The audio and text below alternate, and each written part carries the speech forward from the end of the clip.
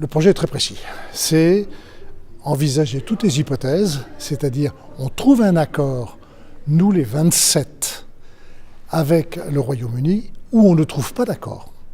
Et donc il faut envisager les deux cas de figure.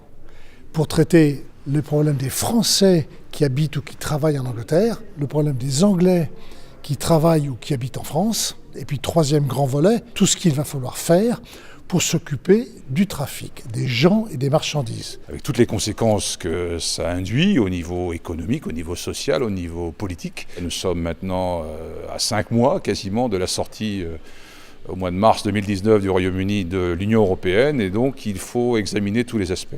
On a écouté les transporteurs, on a écouté les agriculteurs, on a écouté les banquiers, on a écouté les responsables des ports, les élus. Le Royaume-Uni exporte beaucoup, je pense à la production agricole, je crois que c'est 40% qui va à l'exportation sur le continent dans l'Union européenne. On exporte, nous, Union européenne, que 10% vers le Royaume-Uni, donc c'est sûr que ça aura des conséquences.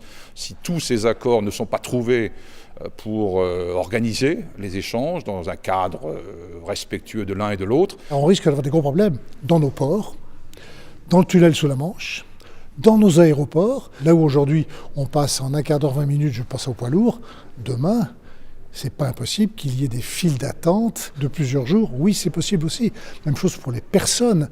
Aujourd'hui, il n'y a pas besoin de visa, puisque les Anglais sont membres de la communauté européenne. Demain, s'ils ne sont plus membres, ils auront besoin de papiers d'autorisation. 75% des échanges dans les 27 États de l'Union européenne se déroulent à la City. Ce poids-là ne va pas disparaître. Le Royaume-Uni va défendre sa position, va jouer de ses atouts, et ces atouts, il va les conserver. La langue anglaise, les fuseaux horaires de Hong Kong aux Bermudes, et puis les anciens confettis de l'ex-empire britannique, les territoires offshore dans le monde entier, qui ont donc des liens étroits, pour ne pas dire plus, avec la City. Les produits financiers, notre position des 27 était très claire. Les Anglais n'auront plus la liberté de vendre tous leurs produits financiers sur l'Europe. Je vais être très prudent.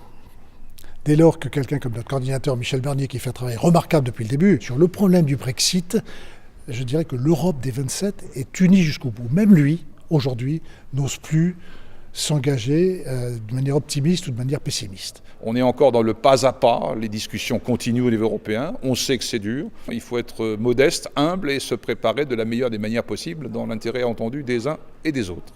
S'il y avait un accord, on aurait eu 2 ans et demi pour faire des travaux dans les ports, faire des aires des parkings, des aires de stationnement, des hangars. S'il y a un no deal, tout ça on doit le faire en 6 mois.